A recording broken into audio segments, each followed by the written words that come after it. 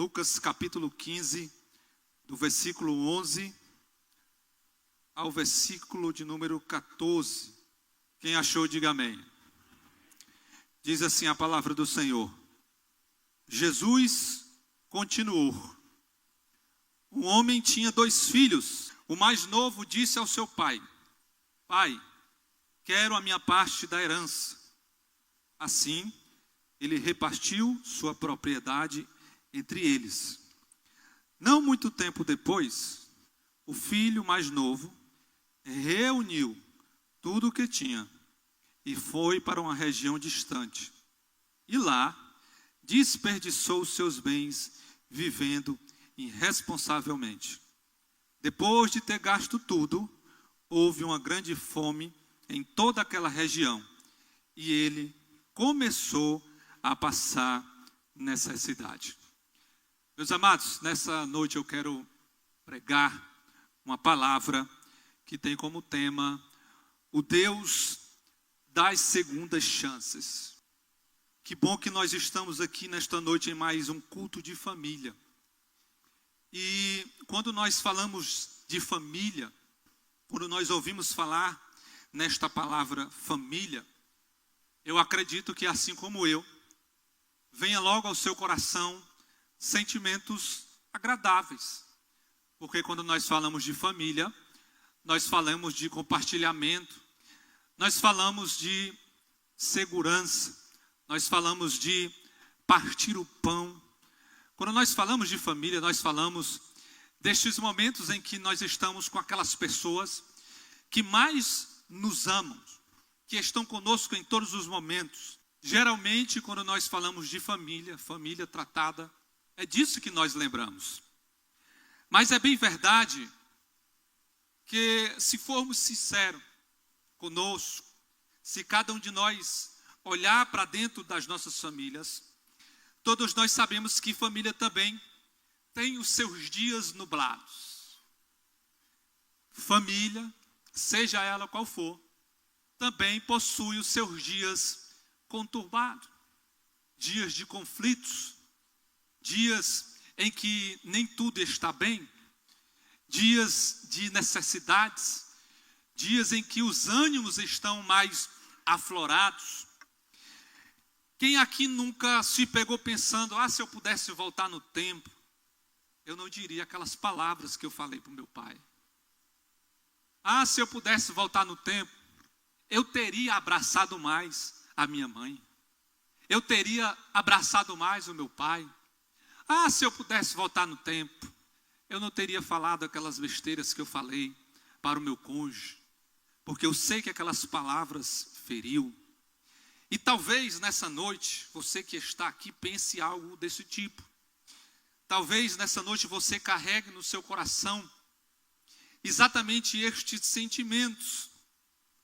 Porque às vezes decisões erradas, decisões equivocadas, no decorrer da nossa família, no decorrer da nossa trajetória, colocam tudo aquilo que nós construímos por muito tempo por água abaixo.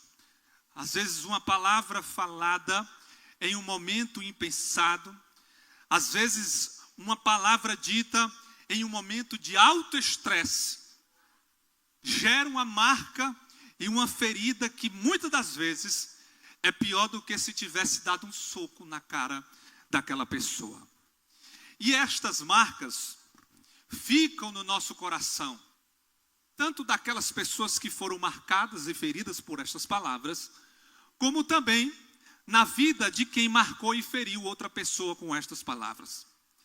E talvez nessa noite você se encontre aqui com esta marca, esta ferida no seu coração.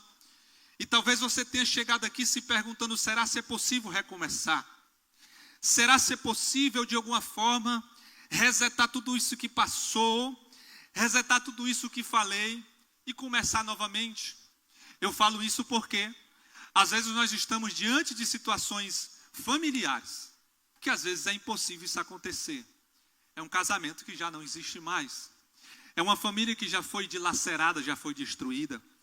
É um filho que já não mora mais com você, está longe, por causa de situações e conflitos familiares. E às vezes o nosso coração se encontra pesado por essas decisões que tomamos no passado, por achar que não é possível mais fazer nada diante dessas situações. E aí é nesta hora, exatamente nesses momentos, que nós precisamos olhar para Deus. Porque o Deus da Bíblia Sagrada, o Deus desta palavra que nós acabamos de ler, não é apenas o Deus que criou os céus e a terra, mas é o Deus que também proporciona e nos dá a felicidade de viver recomeços. O Deus da Bíblia Sagrada é o Deus de recomeços, é o Deus das segundas chances. Se você folhear de maneira panorâmica a Bíblia Sagrada, sem se aprofundar muito, você vai ver que a Bíblia Sagrada, as páginas da Bíblia que está nas suas mãos, ela é marcada por um Deus de recomeços. Quando você olha a história de Moisés, você vê a história de um homem que foi marcado por um Deus de recomeços. Porque Moisés, ele foi criado no palácio do Egito. Moisés, ele estudou nas melhores faculdades do Egito. Moisés foi criado como um príncipe. Moisés era este cara, conhecedor de tudo aquilo que o Egito poderia proporcionar de conhecimento. Mas chegou um momento alto da história de Moisés, porque por mais que ele tivesse sido criado na casa do faraó, ele sabia que ele era um hebreu. Ele sabia que fazia parte da nação de Israel, do povo de Deus, do povo escolhido pelo Senhor. E chegou um dia que ele, ao ver os capatazes de faraó maltratando, judiando com o seu povo, ele não se aguentou. Quando ele viu aquele egípcio com um chicote batendo no seu povo, ele tomou uma decisão precipitada, irmão Mário. Ele tomou uma decisão que não levou em conta a razão, somente a emoção. E o texto vai dizer e nos contar que ele, tomado por uma emoção sem tamanho, ele mata, ele assassina aquele egípcio. E ele saiu fugido da terra do Egito. Mas Moisés, que foi um assassino, que tomou uma decisão impensada, depois de 40 anos esquecido no deserto, cuidando de ovelhas, parecia que nada melhor ia acontecer. O Deus dos recomeços encontra Moisés no capítulo 3 de Êxodo, diante da sarça ardente, e diz: Moisés, eu tenho um chamado para você, mas eu, Senhor, eu sou um assassino, eu sou um fugitivo, eu não presto para nada, estou aqui no anonimato, no deserto, 40 anos que o Senhor não fala comigo. Mas Moisés, eu tenho uma chamada contigo, porque eu sou o Deus dos recomeços. Quando você olha para a Bíblia Sagrada, você pode olhar que o Deus da Bíblia é o Deus dos recomeços. Quando você olha a história de Jonas, você vê a história de um homem que foi marcado também por um recomeço. Deus chama Jonas, Jonas vai até a cidade de Nínive. Jonas, ele toma uma decisão e diz: eu não vou para a cidade de Nínive, eu vou para a cidade de Tarso, porque eu quero fazer a minha vontade. E indo para a cidade de Tarso, Deus encontrou-se com ele no fundo do mar, porque o Deus que nós servimos é o Deus do recomeço.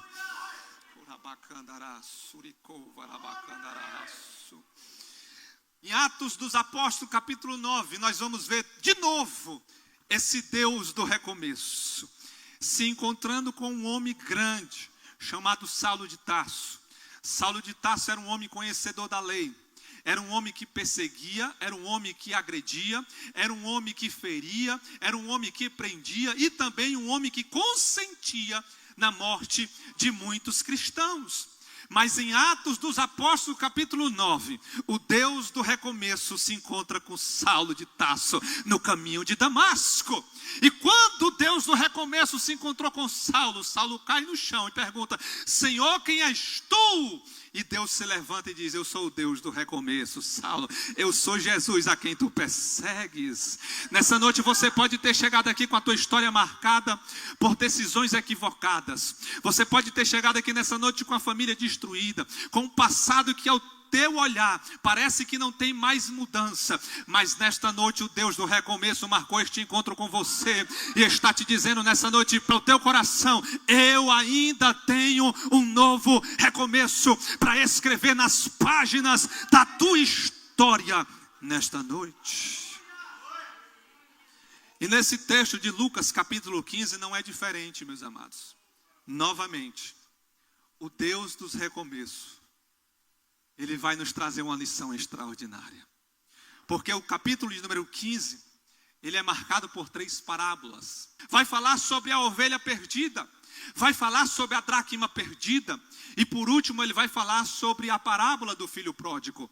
Todas as 3 parábolas falam de um Deus do recomeço, de um Deus da segunda chance, de um Deus que muda a história, de um Deus que é capaz de não só sustentar os céus e a terra, mas um Deus que usa da sua infinita misericórdia. E nessa noite está te dizendo: eu tenho um novo recomeço para te dar na noite desse dia. Capítulo 15, a partir do versículo 11, é uma história que também é marcada por recomeço, porque Jesus vai contar a história de um pai que, ao ver o filho voltando sujo, quebrado, este pai sai ao encontro para o receber de volta. E eu quero que, antes de nós entrarmos no desenvolvimento desta mensagem, que nós estamos finalizando apenas a introdução, perceba que o pai, ele não espera explicação do seu filho. Perceba que o pai não pede garantias nenhuma quando o seu filho volta. Perceba que o seu pai não exigiu um discurso perfeito. Ele simplesmente correu, abraçou e beijou aquele filho. Talvez você esteja com o seu coração aqui nessa noite, precisando ouvir esta palavra de Deus. E o Deus a quem servimos ainda corre em nossa direção, porque esse Deus é o Deus das segundas chances, o Deus que transforma a vergonha em festa, o Deus que pega as páginas amassadas da nossa história e começa a escrever um novo capítulo com a sua própria mão. É este Deus que nós viemos aqui nessa noite ouvir uma palavra do seu coração para nós aqui neste lugar. E talvez você esteja pensando neste momento: mas pastor, isso é uma história muito linda, mas como que esse Deus das segundas chances, como que ele se manifesta de forma prática na minha vida? E a parábola que Jesus contou aqui em Lucas 15 responde essa pergunta com uma clareza impressionante, meus amados. E isso é muito perceptível através de pelo menos aqui 5 movimentos de Deus que transformam a nossa história. E ao ler esta parábola em casa, eu percebi aqui pelo menos 5 movimentos de Deus dos recomeços, trabalhando na história do filho pródigo, assim como ele também está trabalhando na nossa vida hoje. O primeiro movimento que nós vemos aqui é de um Deus que nos dá liberdade, mesmo sabendo que nós podemos errar. Como é que é isso, pastor?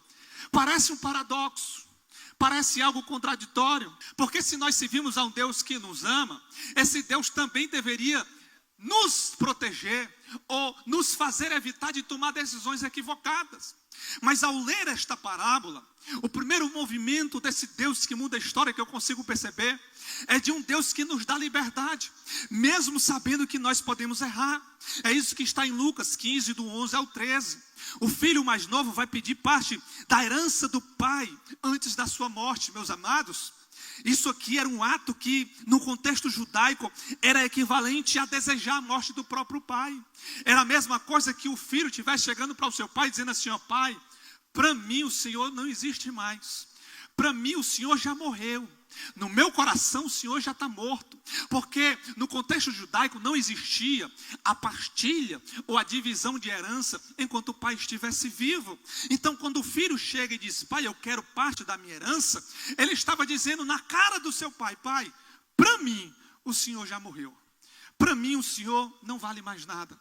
Mas note uma coisa, porque nós estamos falando aqui de um Deus que nos dá liberdade, mesmo sabendo que nós podemos errar. Porque este pai que representa Deus, este patriarca, ele não reage com violência. Ele não vai impor a sua vontade. Em nenhum momento ele vai dizer assim: não, meu filho, que conversa é essa? Que história é essa? Você está pedindo herança? Que conversa é essa? Vem cá para eu lhe ensinar como é o beabá. Não. Este pai, ele não vai gritar com seu filho. Este pai não vai impor nada.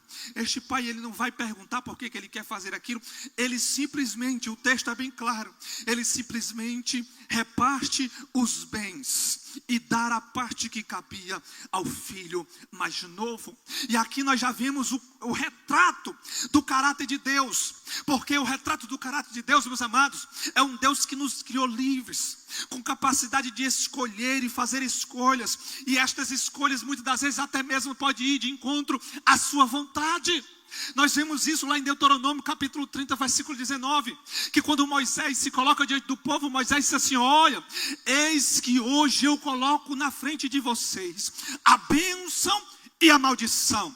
Vocês façam a escolha de vocês, mas se vocês escolherem a bênção, vocês serão abençoados. Percebam que Deus coloca diante de nós a liberdade, a faculdade de fazer escolha. É um Deus que nos ama, mas Ele não requer de nós um amor forçado. Não é um amor robotizado. Deus não nos programou para simplesmente dizer sim, sim, para tudo aquilo que Ele determinou. Ele nos deu liberdade de fazer escolha. É tanto que nós vamos ver isso no capítulo 3 de Gênesis. Deus deixou o homem e a mulher no jardim do Éden, e a única coisa que ele pediu foi para não comer do fruto que estava no meio do jardim. Era um risco que Deus estava correndo, sim, mas ele não queria um amor forçado, uma obediência programada. Eu vou deixar vocês aí, está ali a árvore do bem e do mal, a única coisa que vocês têm que fazer é obedecer. Eu corro o risco de vocês desobedecer, sim, mas se vocês escolherem me obedecer, a bênção estará sobre você perpetuamente, eternamente. Assim também aconteceu com Israel, porque Israel consistentemente rejeitou seus profetas. Isso está lá em Mateus capítulo 23 e versículo 37. Nas nossas famílias também não é diferente, porque muitas das vezes precisamos aprender a entregar o Pai, meus queridos, aqueles a quem nós amamos. Isso é difícil, às vezes é complicado, porque às vezes nós queremos controlar tudo, às vezes nós queremos que nada fuja do nosso controle. É um filho que toma uma decisão que nós não queremos, é um cônjuge que vai por um lado que nós não queremos, mas o Senhor está nos ensinando aqui nessa noite que existe liberdade e nós temos que deixar nas mãos do Senhor. Nem tudo está nas nossas mãos para fazer, mas o Senhor está no controle de todas as coisas, porque Ele não apenas permite a escolha, mas Ele continua esperando. A sua paciência é o primeiro ato da graça de Deus derramado sobre as nossas vidas. É um Deus que nos ama, é um Deus que nos dá liberdade, mesmo sabendo que nós podemos errar. A primeira coisa que nós aprendemos aqui é que nem tudo nós podemos controlar. Existem situações que fogem do nosso controle, mas e tudo bem por isso. O Senhor continua no controle de todas as coisas. O segundo movimento que nós percebemos nesse texto é de um Deus que nos encontra no fundo do poço. E isso aqui traz uma aplicação muito extraordinária, sabe por quê?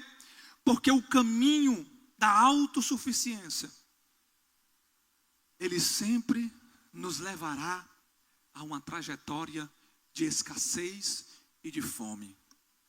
O texto vai dizer: houve naquela terra uma grande fome.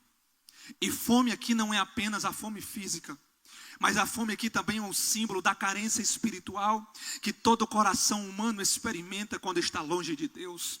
No livro do profeta Amós, capítulo 8, versículo 11, o profeta vai dizer: estão chegando os dias, declara o Senhor soberano, em que enviarei fome a toda esta terra, não fome de comida, nem sede de água, mas fome e sede de ouvir as palavras do Senhor. O filho pródigo está alimentando porcos que eram animais impuros, meus amados.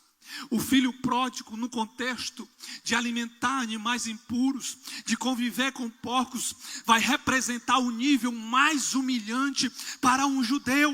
E é nesse ponto que ele cai em si e acontece um despertar espiritual.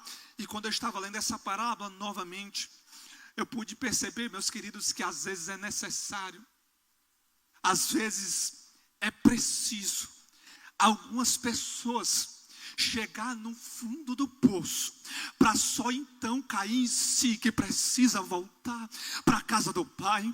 Porque se o pai de alguma forma quisesse proteger, se de alguma forma o pai quisesse dissuadir o seu filho de não ir, de alguma forma quisesse fazer algum tipo de subterfúgio para ele não tomar aquela decisão, poderia adiar, mas o tratamento de Deus não chegaria tão rápido como chegou na vida do filho pródigo. Eu não sei o que você está passando nessa noite, mas saiba de uma coisa: talvez o teu familiar está passando por um processo, você tem orado, entrega nas mãos do Senhor, porque vai chegar um tempo que o Senhor vai tratar com ele, ele vai cair em si, vai ter um despertar espiritual, e ele vai lembrar: na casa do meu pai não falta alimento para os seus trabalhadores.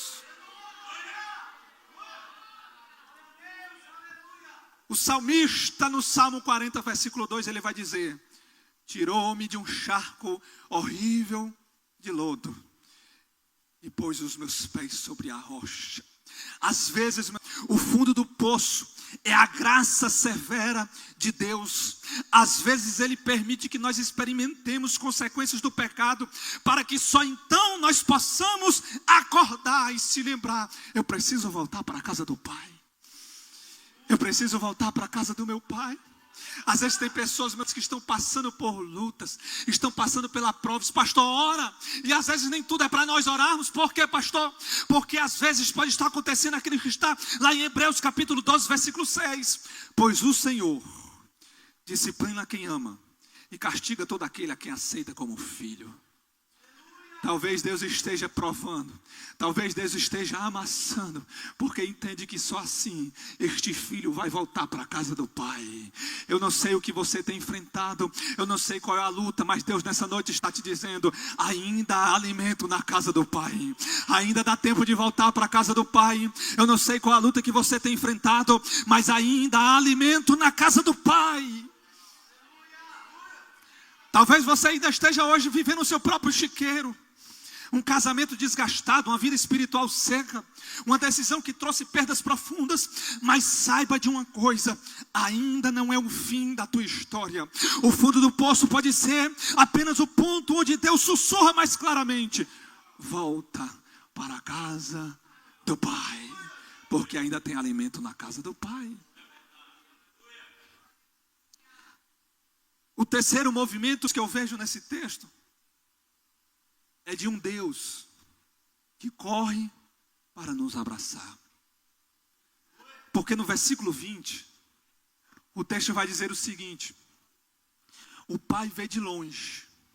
O texto vai dizer que o pai, ele vê de longe o seu filho. O texto não diz: e o filho viu o pai. Não. O texto vai dizer: e o pai o viu de longe. Isso é sinal de que o pai estava diariamente esperando o retorno do seu filho. E o texto não termina aí, o texto diz assim: e o pai o viu de longe e correu em sua direção. Por que esses detalhes são importantes? Entenda, não era comum, e era até vergonhoso, no contexto judaico, um ancião correr em direção a qualquer coisa. Naquele tempo, no Oriente, meus amados, homens de honra não corriam. Naquele tempo, homens de nome não corriam para nada. Basta olhar para Jesus. Você nunca vai ver Jesus correndo para fazer nada. Quem corre somos nós, para um lado e para o outro. Atrasado para tudo. Você não vai ver Jesus correndo para fazer nada. Ele está sempre caminhando. Ele está sempre andando. Então era até um ato vergonhoso, era até um ato desonroso.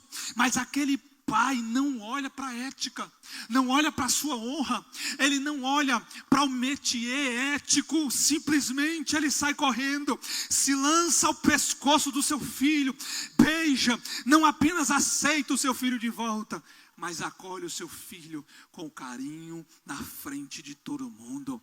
O que é isso, pastor? Isso é o coração de Deus revelado em Jesus Cristo.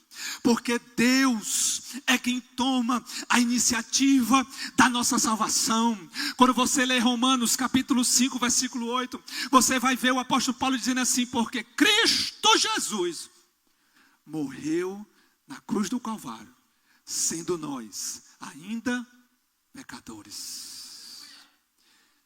Na encarnação, Deus não esperou o homem subir até ele. Ele mesmo desceu até nós. É Ele que toma a iniciativa de vir até você nessa noite. É Ele que está de braços abertos esperando você voltar para a casa do Pai. É Ele que está dizendo: volta, meu filho, porque ainda tem pão na casa do Pai. Talvez você pense que precise primeiro se consertar para voltar. Talvez você pense que primeiro precisa arrumar algo. Ah, pastor, mas eu preciso arrumar minha roupa, eu preciso arrumar meu cabelo, eu preciso arrumar minha casa, eu preciso deixar isso, aquilo. Você precisa primeiro voltar para a casa do Pai. O resto Ele faz, o resto Ele trata, o resto Ele cuida. Ele vai te dar roupa, Ele vai te dar anel, Ele vai te dar sandália. O resto é com Ele. Você simplesmente precisa voltar para a casa do Pai. O quarto movimento que eu vejo nesse texto é de um Deus que não apenas perdoa, mas restaura a dignidade do filho. Isso aqui é extraordinário. Porque se Deus só nos perdoasse, meus amados, já estaria de bom tamanho. Porque o quanto nós erramos e falhamos. Porque o filho pródigo representa nós. O pai representa Deus. Se Deus só nos aceitasse de volta, se Deus só nos perdoasse, já estaria de bom tamanho. Mas o quarto movimento que eu vejo nesse texto é de um Deus que não apenas perdoa, mas restaura a dignidade do seu filho.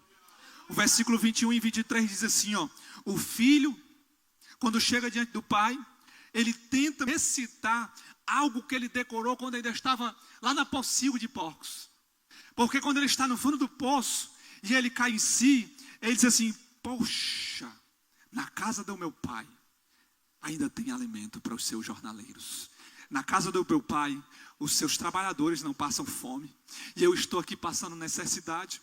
Eu estou desejando comer a comida dos porcos. E não só isso, o texto é muito claro, que ele desejava comer a comida dos porcos e ninguém lhe dava nada. Nem aquilo que era mais impuro, nem aquilo que era mais horrível para o judeu. Ele tinha acesso porque ninguém lhe dava nada. Mas quando ele ainda na pocilga, ele disse assim: eis que eu voltarei para a casa do meu pai. Falarei para eles: pai, eu pequei contra os céus e contra ti.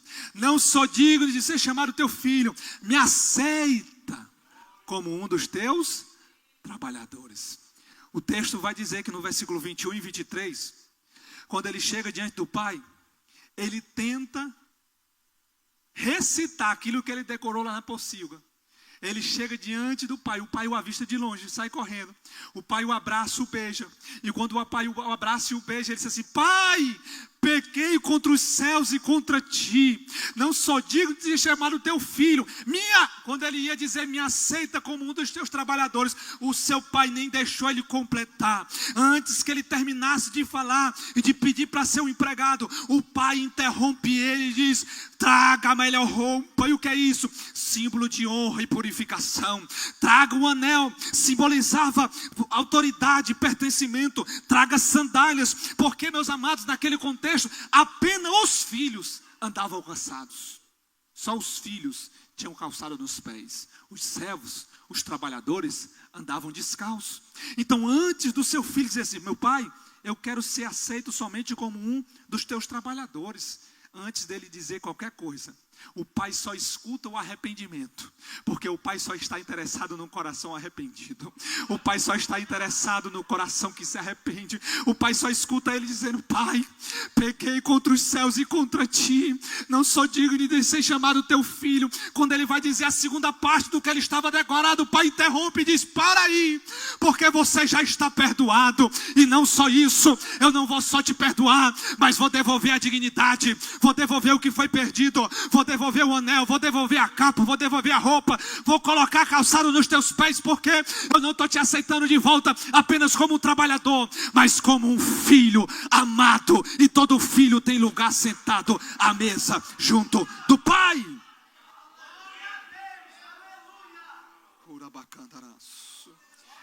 Deus, quando nos recebe de volta, Ele não apaga só o nosso passado, mas Ele devolve tudo aquilo que o pecado tentou roubar. E o que foi, pastor, que o pecado tentou roubar do filho pródigo? A identidade. a autoridade, a dignidade e um lugar à mesa como um filho. Tudo isso foi simbolizado naquilo que o pai pediu para trazer para o seu filho.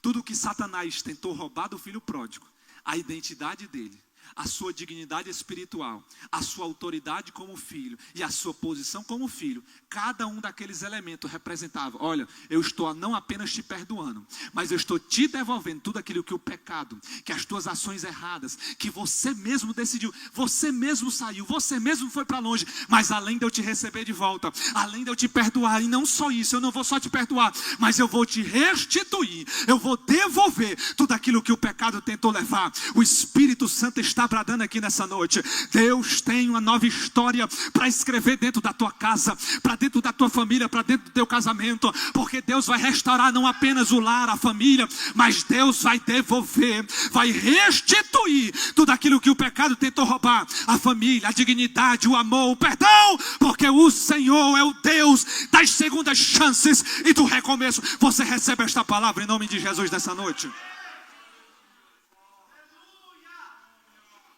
O pai não chama o filho de ex-pecador, o pai chama o filho de filho amado. Porque quando Deus restaura, Ele não devolve a metade da herança, Ele devolve tudo. E aí nós chegamos no quinto movimento desse texto, que é de um Deus que transforma arrependimento em festa. O versículo 24 é exatamente a narrativa dessa festa. Porque o pai, com muita alegria no seu coração, prepara um banquete dentro da sua casa. E ele diz uma das frases mais lindas, que demonstra exatamente este amor e esta alegria do pai em ter o seu filho de volta. Imagine você como pai, como mãe, ter um filho que saiu, que andou, que errou, e de repente ele está de volta nos teus braços, arrependido, tratado, sarado, querendo um novo recomeço. Não teria outra palavra no seu coração a não ser estas mesmas palavras que saiu da boca deste pai, porque quando ele está vivendo tudo aquilo, ele vai bradar no meio da festa: este meu filho estava morto e reviveu, estava perdido e foi achado.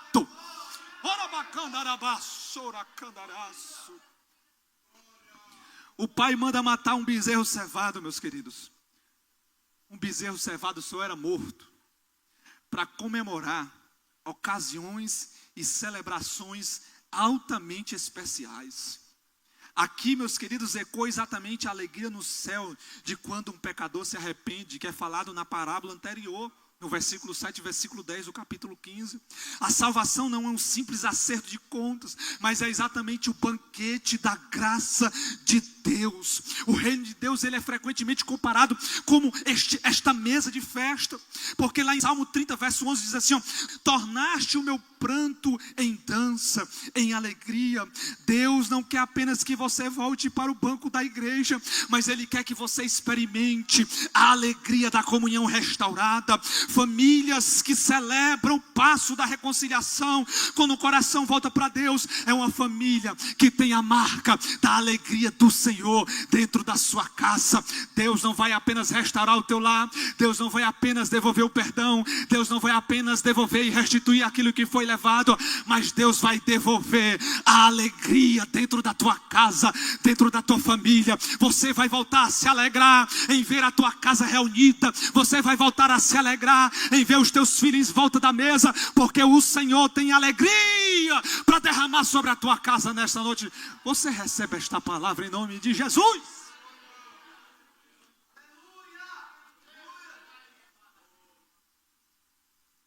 Quando um filho volta para casa, meus amados, toda a família se alegra. Não tem como não se alegrar. Esta é a palavra da graça que Deus tem para nós nessa noite. Isso aqui não é apenas uma história de um rapaz da antiguidade. Isso aqui é a nossa história. Essa é a nossa história. Porque todos nós em algum momento já estivemos longe do Pai.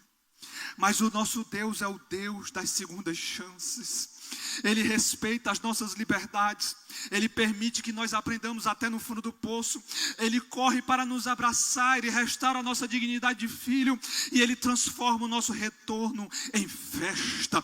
Oh, hoje o Pai Celestial continua olhando para essa estrada.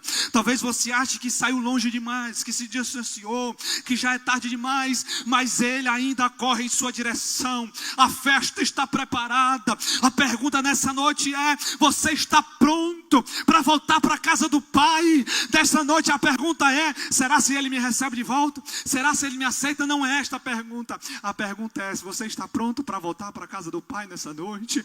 Você está pronto para voltar a comer junto com a casa do Pai? Porque o Senhor nessa noite, Ele tem dignidade para restituir. Nessa noite o Senhor tem novas histórias. Nessa noite o Senhor tem novos recomeços, novas chances para derramar sobre a tua vida e sobre a tua casa. A pergunta é: você está preparado para viver tudo isso e voltar para a casa do Pai nessa noite? Oh, igreja do Senhor Jesus, eu não sei o que foi que o inimigo tentou destruir, acabar dentro da tua casa, dentro da tua família, mas nesse culto de família o Senhor nos trouxe aqui neste lugar para ministrar esta palavra aos nossos corações e para nos dizer aqui neste lugar: o Senhor do recomeço, das segundas chances, está no nosso meio e tem preparado uma nova história para você viver. Mas se você quiser, se você não quiser, você vai continuar lá na pocilga, você vai continuar abraçados com os porcos. Mas se você cair, se você disser: eu vou voltar para a casa do Pai, e se Ele me aceitar, eu volto. Deus nessa noite está te dizendo: eu estou esperando você de volta na casa nessa noite. Vamos ficar de pé nessa noite em nome de Jesus.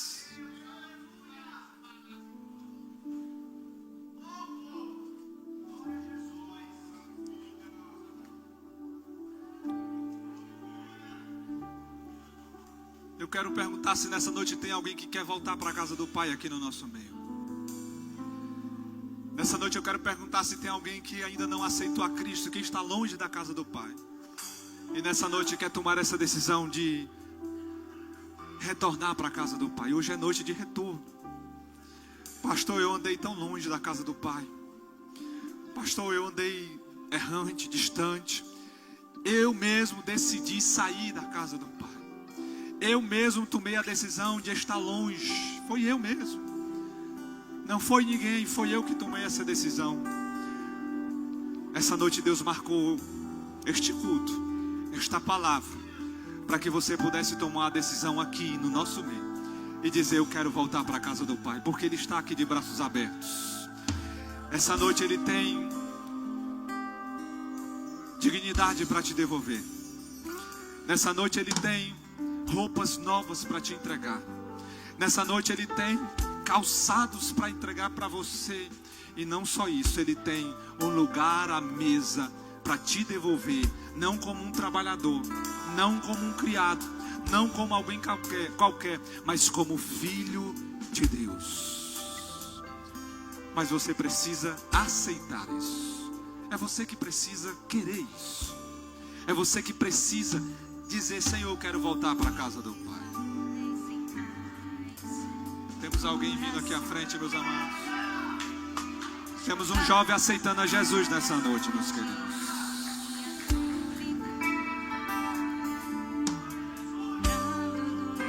Vamos louvar ao Senhor nessa noite.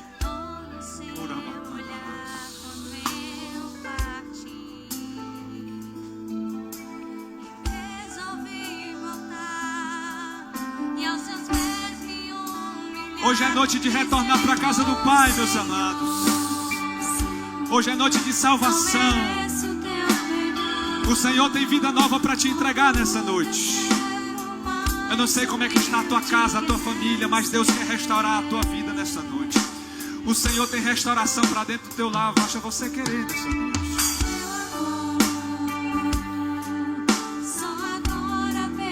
Louve ao Senhor nessa noite em nome de Jesus.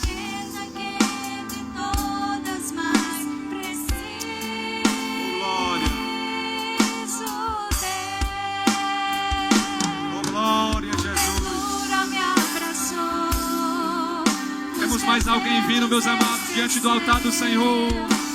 Você pode glorificar a Deus nessa noite.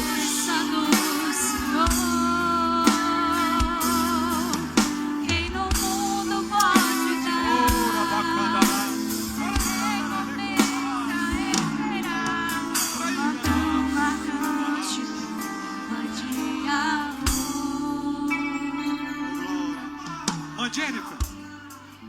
A irmã sabe aquela, eu vou voltar para a casa do Pai. Eu vou voltar para a casa do Pai. Eu quero amor. Vamos louvar. Alguém sabe esse hino? Alguém para me ajudar aqui nesse louvor? Irmã Jennifer. Vamos lá, vamos louvar. Toda a igreja. Tem esse hino aqui na mídia, irmã Júlia? Tem? Eu vou voltar para a casa do Pai. De quem é, irmã Renata, esse hino? Thales Roberto. Eu quero toda a igreja louvando esse hino. Antes de nós orarmos aqui. Pra casa do Pai, eu quero amor. Oh, glória a Jesus. Meu Pai, e repousar tranquilo. Louve ao Senhor nessa noite, igreja. Braços do meu Pai. Nós temos duas vidas aqui voltando para a casa do Pai nessa noite.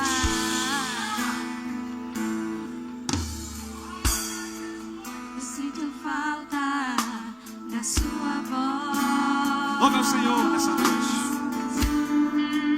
Me chamando pra entrar. Esse hino é lindo, meus amados.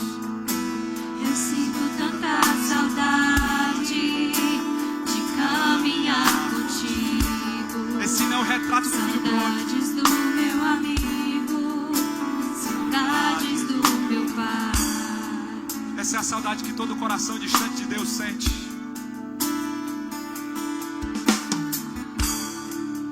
Pai, eu sei que não mereço mais. Louve ao Senhor nessa noite. Eu não tenho pra onde ir.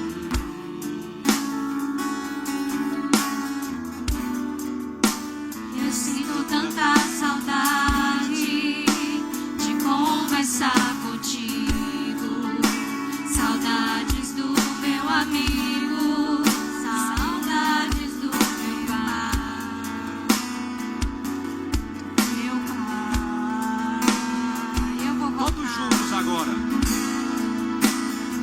Eu vou voltar pra casa do Pai.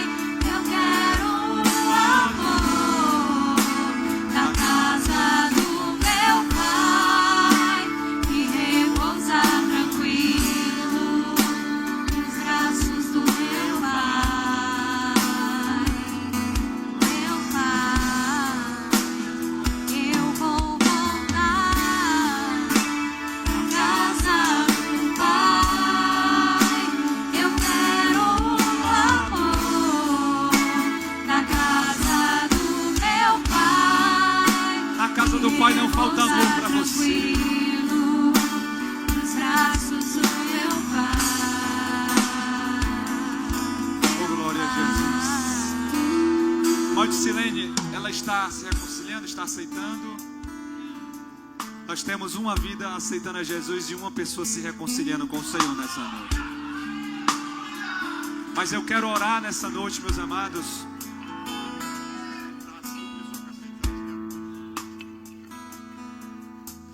Meus amados, tem alguém que aceitou a Jesus ontem, que está aqui conosco? A mãe do Aleph, cadê a mãe do Aleph?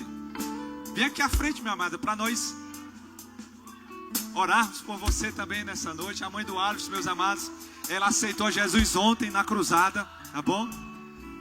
É o que Deus tem feito em nosso meio. Mas eu quero orar por esses que estão aqui, mas eu quero orar pela sua casa também. Pastor, eu estou precisando de uma intervenção dentro do meu lar, dentro da minha casa.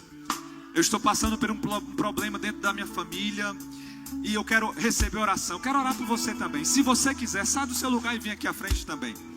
Se você quiser oração pela sua família, pela sua casa, por um filho, por um esposo, por quem quer que seja, eu quero orar por você nessa noite.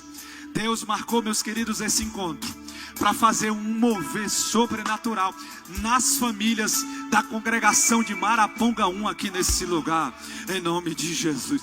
Deus vai fazer, meus queridos, porque Ele é Deus de recomeços. Deus que nós servimos é o Deus de recomeço, o Deus de segunda chance. Eu não sei o que foi que parou, o que foi que ficou no meio da caminhada, eu não sei o que foi que você perdeu, não importa. O Deus que nós pregamos aqui nessa noite é o Deus das segundas chances.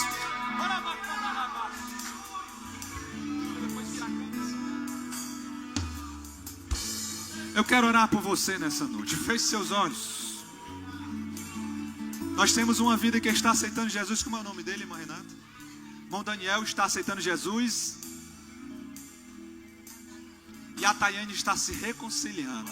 Nós vamos orar, meus amados, por estas duas vidas em nome de Jesus. Pai, eu quero apresentar diante de Ti, Deus, essas vidas que agora estão diante do altar.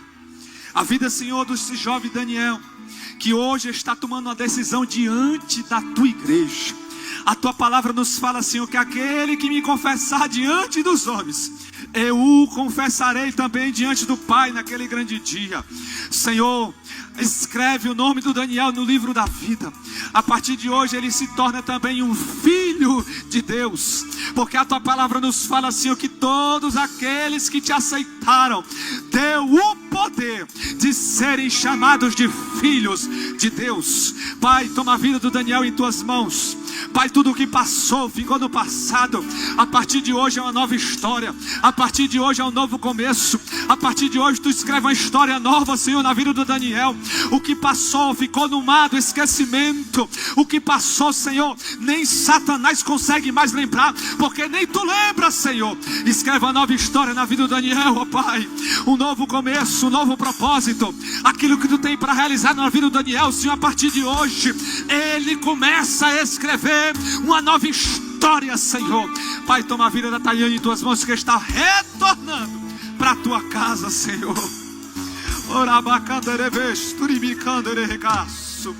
Senhor, nesta noite ela está dando um passo de volta. Nessa noite ela está dizendo: eu vou voltar para a casa do Pai, porque na casa do Pai há comida, a casa do Pai há alimento, a casa do Pai há pão. E nessa noite, Senhor, toma essas duas vidas em Tuas mãos. Eu quero orar, Senhor, também pela vida, Senhor, da mãe do irmão Aleph. Como é o nome da irmã? A irmã Ana Cláudia. Senhor, a irmã Ana Cláudia já tomou a decisão ontem.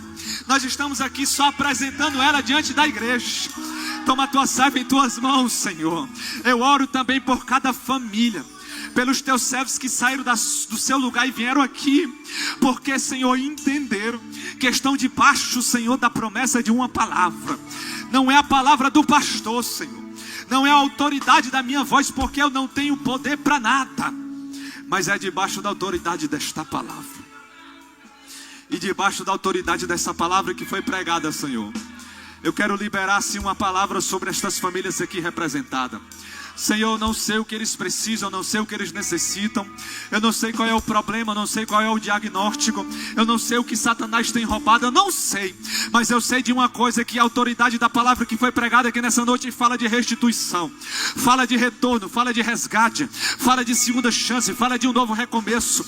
E nessa noite, Senhor, eu quero profetizar sobre cada família que veio aqui à frente, debaixo da autoridade desta palavra, que vai haver recomeço, que vai haver retorno, que vai haver restauração, que vai haver uma segunda chance. Não importa o que passou, não importa o que aconteceu, debaixo da autoridade dessa palavra, se você recebe esta palavra em nome de Jesus, levante sua mão para o alto e receba. Vai haver um novo recomeço na tua vida, na tua história, dentro da tua casa, dentro da tua família, debaixo da autoridade dessa palavra, Senhor. Eu profetizo e libero uma palavra de bênção sobre a família aqui representada dos Teus filhos, em nome de Jesus, ó Pai. Restaura por completo e termina a obra que Tu começaste hoje, para a honra e glória do Teu poderoso nome. Em nome de Jesus nós te oramos. Amém.